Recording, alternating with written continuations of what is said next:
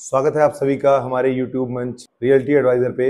मैं योगेंद्र सिंह आज आपको कुछ इंपॉर्टेंट टिप्स बताऊंगा रिगार्डिंग रियल एस्टेट। पहली चीज तो आपकी कारपेट एरिया के रिगार्डिंग है और दूसरी चीज है EOI।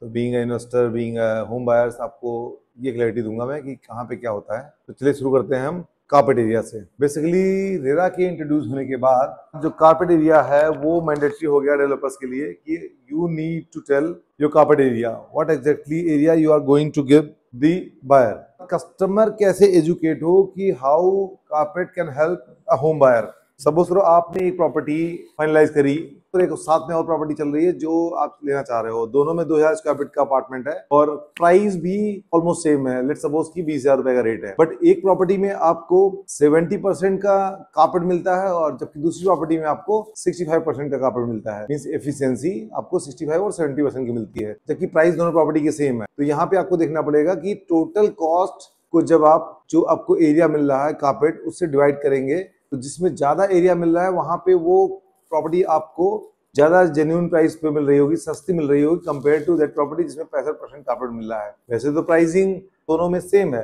बट कारपेट जिसमें ज्यादा मिल रहा है वो प्रॉपर्टी आपके लिए सस्ती है।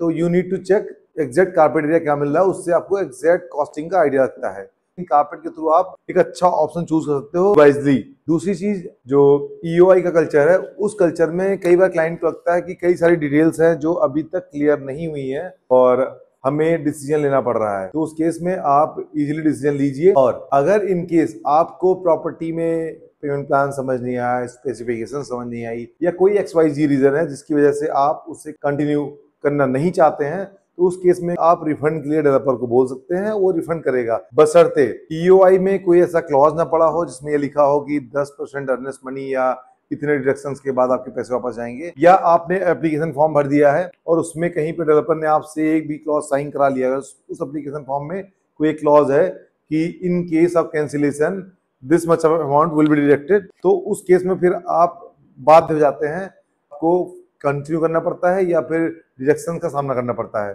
और एग्रीमेंट होने के बाद तो रिजेक्शन का क्लॉज साइन करा ही लेते हैं डेवलपर्स।